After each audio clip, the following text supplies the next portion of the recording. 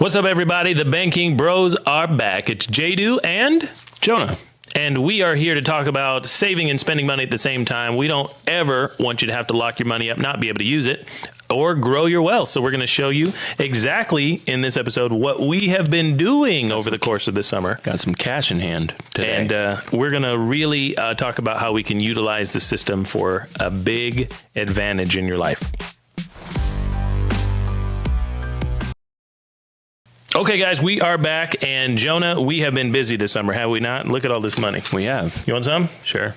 All right. The show. Dollars make sense, people. So we finally got into one of the games that we have been wanting to play for years and years and years now. And it's all because we were able to utilize our banking systems and our policies to be able to now leverage cash and be able to grow wealth. Jonah, first up, well, we got the cups out. So why don't we help people understand once again what the cups mean? Cup 1, 2, and 3. Yeah, sure. We can do that super quick. We got to tell them what the episode's about too.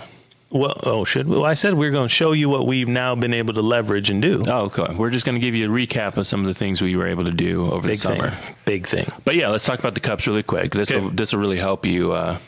This will really help you when we talk about what we were able to do over the summer. So we've got our premium deposit cup here. What happens is when you get started with a banking system, you choose your premium and you're able to put some of your money into your premium. Again, you pick it. You can put anything you like into your premium deposit. So like when I first started, my very first policy, I think people have heard me talk about that. I put in $5,000 into my premium all year. Okay. When I do that, the insurance company credits me a very big death benefit over there. We don't spend a lot of time chatting about that because that money's not for me. Fortunately, actually, I'd say fortunately, my family gets that. My beneficiaries get that. So in my case, it's actually my spouse and my 2 children. But at the same time, here's where it gets fun. The insurance company also provides cash value. Cash value is going to be in our green cup here, our green bucket, our pool, if you're watching at home. And cash value is the money that you can spend. Now, the cool thing about using cash value is if I want to take one of these $20 bills and go buy something, wherever, gas, groceries, cars, houses, whatever it might be, it doesn't change how much money's in my premium at all. And this is the money that the insurance company is paying you interest off of, you're earning dividends off of. It's a big, big, big, big deal. So instead of withdrawing my money out of the system, what would happen? Well, it just wouldn't grow if it's gone. Right. And it would also, because Cup 1 creates bucket 2 and 3, it would subtract from mess the others. with these. Yeah, it would subtract from the others. Cool. So when we take money out of the system here and we spend it on things, now again, just to be transparent with you, that would also subtract the same dollar amount out of your death benefit for later. Temporarily. Right? But again, this is really big and not for you. But what does happen is that nothing leaves the premium cup, which is a huge deal. So this is what we call save your money and spend somebody else's money at the same time, our save and spend method. So in utilizing these banking policies, we were actually able to do some things we've been looking to get into for a little bit of time over the summer here, which is we were able to purchase our very first rental property. We made it. Yes, sir. Dudes be like, we got a rental. Yeah. So we were able to do that. So we wanted to walk you through some of those numbers, maybe some of the process. Just to help you understand like what you can do. Because sometimes I think, Jonah, we help people start off this process in some of our language, and it is around the idea of getting out of third-party debt or getting rid of debt. But what we just talked about, it doesn't have anything to do with third-party consumer debt. Sure. It's what you can do with this because you have cash. And again, you can do anything you like, right? And I think they've probably heard us talk. If you listen to our podcast or watching our vlogs on our website, you just probably heard us talk about like when we started and some of the other cool things that we wished we could do, right? Or when I started, the person who introduced it to me or I met very quickly afterward owned a plane or two. Right. So I'm going, man, that would be awesome, right? But I got debts. luck, right? Like I got debts, and my policy's like, it doesn't buy I just planes. started my banking system. Yeah. My policies aren't very big yet, whatever it might be. And so it feels good to be able to get to a spot where we could utilize our policies to do something a little bigger or just something that we dreamed of a few years back. So yeah, let's run them through it. So we saw that there was an opportunity. So it's actually a residential home that is next door to our home studio here. It is. So it's in our community here in South Carolina. House. So we came up, rolled up on the neighbor, a couple deep, and said, "Yo, we're ready to take over." It's not what happened at all, but we bought the neighbor's house, which is fun. But the people need to hear something exciting, right? Because once you become a landlord, it's kind of boring, but it makes money. Sure. Okay, so tell them about, what was the opportunity or some of the numbers. Sure. Yeah. So basically, the house was right at $190,000 or so. It was the full price of the house, which was a great deal in and of itself. Yep. And we put 20% down on the house, which all of the money that came from the down payment came from Cup 2. Policy cash values. Now we've got plans to pay the house off very quickly as well. Just one of our goals that we want to accomplish, and we've structured that from Cup 2 as well. We've got like a 3-year payoff plan for this house. Yes. Coming straight from policy cash value as that builds. So first off, when we went to our mortgage lender who's going to help us pull this off, they got to look at lots of paperwork, right? Do. Everything. So how in the world can a mortgage person, some people don't know yet, like, hey, if I don't have cash sitting in like my checking account at the regular bank, like, does this qualify, or am I borrowing this money? You said borrow, so isn't that bad for house purchases? Yeah. So forgive me if I get the terms mixed up. Mortgage is not my my business or practice here, but they took. So again, you're exactly right. Right, when you go to purchase something big and you're going to finance it, they want to know everything, right? Especially when it's a house. So they asked for the cash values of pretty much everything. So they want the bank statements. They want from checking, from savings, that's liquid, checking and savings, right? And so one of the things that they actually asked for without us prompting was if you have cash value inside of life insurance policies. Oh, they just asked, huh? They just asked. So we actually turned in those, Yes, we do. Paperwork. Yes. Again, I called our insurance company, said, we're looking to turn this in for a mortgage. Can you send us something? Sent it over to us, and we turned that into the mortgage, which all counted as liquid assets to prove that we had the money. So time out right there. Okay. So a lot of folks are wondering, if I go ahead and borrow, you guys kept mentioning borrowing when you're talking about taking money out of cash value, then I thought I couldn't borrow money for mortgages. Why is that? Well, because you're just saying borrow in general, like for mortgages, they don't let you borrow money. Correct. Oh, well, but this is a private asset that you own. It doesn't even count. They say, oh, no, that's not borrowed. That's one of your assets. You own that. You can totally, just lost. We lost our death benefit. Somebody kicked the bucket. Oh, no. That was good. I'll give that to you. I didn't our death benefit for everyone who's not watching. Our death benefit bucket just tipped over, fell over.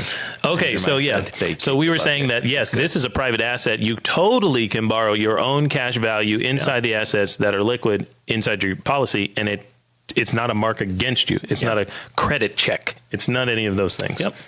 So it worked out super well, obviously. Yeah. We were able to get the house. We were able to prove we had the money to pay for the house. We were able to prove we've got the income coming in, whatever it might be. We used our cash values in our life insurance, whole life policies, banking policies, every step of the way. Yes. Now, you mentioned that when you first started off that you had around a $5,000 all year policy, meaning you paying it once or you're paying it 12 times or whatever to equal $5K. But we're now 6 years into the game. We mentioned policies, meaning that we've grown our systems as we've gotten more cash. We have multiple policies. So we're letting the folks at home also understand we're able to utilize the cash from all of these, not just one, because we've grown our system now. Right. So we can buy stuff that we actually want. Yeah. I actually don't think we had to use all of them. I think we used 5 of them. 5? Yeah. Okay. And we've got between us, and there's actually a third partner that we have in the cash compound. We got something like 15 plus policies. Yeah. Total. Good number. Yeah. Good number. Maybe 20. I'd have to look. I'm not sure. Okay. I should count.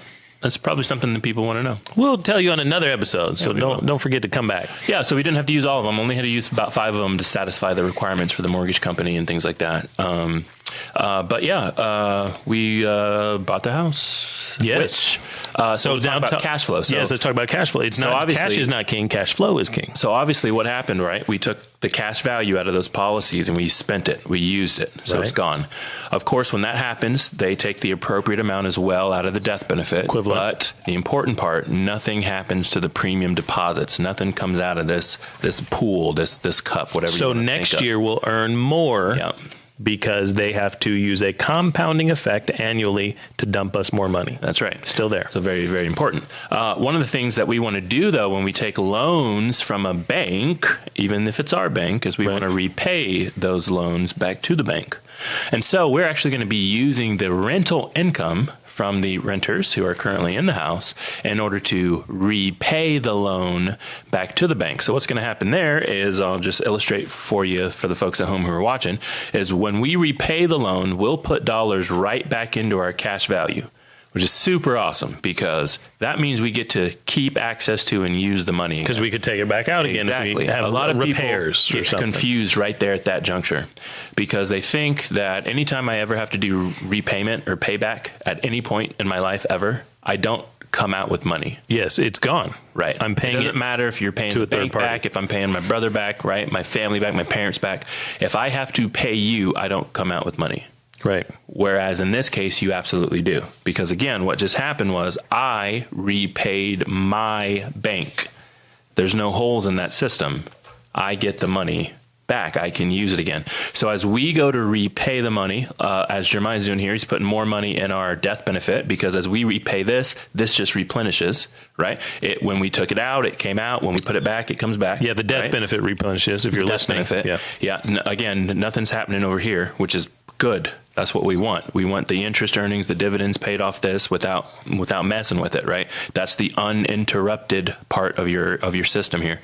And so we're actually using the rental income, so not our money, right? The rental income that we're getting to repay the cash value, which is going to replenish our system, which is actually, of course, going to allow us to do bigger and better and cooler things the next time we decide to do something. Okay, so explain this. Now, we're paying this back. We're paying our cash value back if you're listening.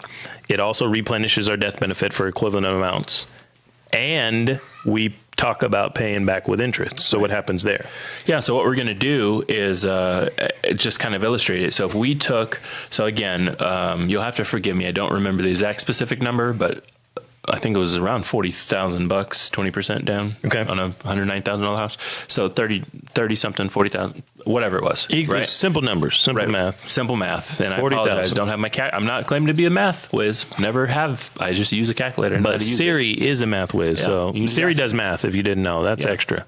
Anyway, but as we repay that, so what we're talking about pay it back with interest is literally if we borrowed $40,000 out of the cash value, we are attempting to put more than $40,000 back into the cash value. Right. That's what pay yourself back with interest is. Right? Okay, so lots of people get hung up. They do. Especially when they talk about conventional banks because it's the interest rate, it's the term, it's whatever. Here's what I like to tell people.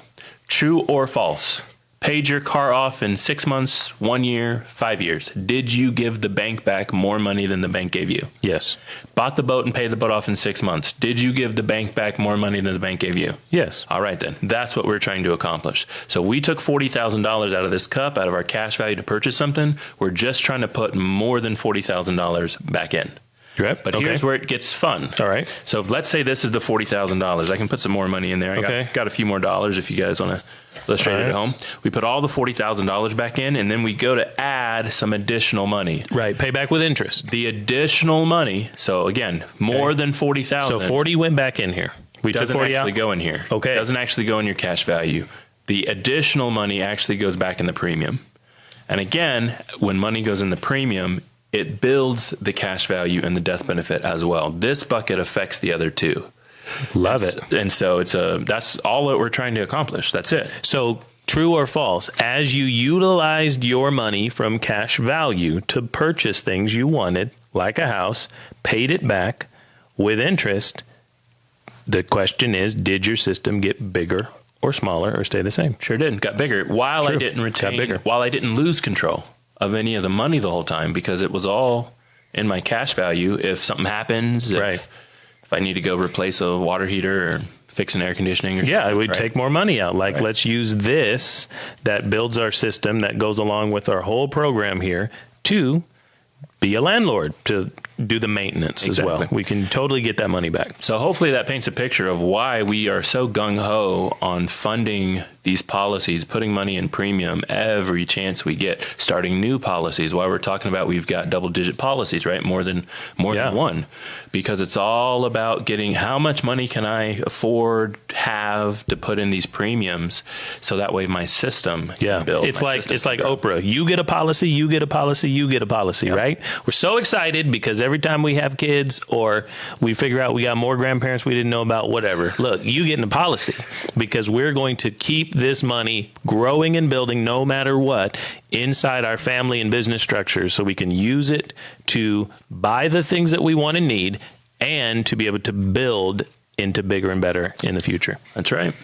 It's All right. like a episode of Oprah's Favorite Things. Yes, our favorite things. Our favorite things are policies. Just give me more policies, and then I'll go ahead and buy my cool stuff and join your book club after that. So, ladies and gentlemen, if you need to know more about this, we have partners that help with things outside of the policy. We're just showing you some of the fun things we are actually able to do to check off our bucket list and start a new avenue of revenue, income generation for our business and families inside our policies or because of our policies. And that was rental properties. We're now in the landlording game with a long-term rental right here in our community. So if you want to get into that game, please let us know. We'll hook you up with the right people. We'll just help you understand what we just did here. And for more information about what we do, always hit us up on thecashcompound.com.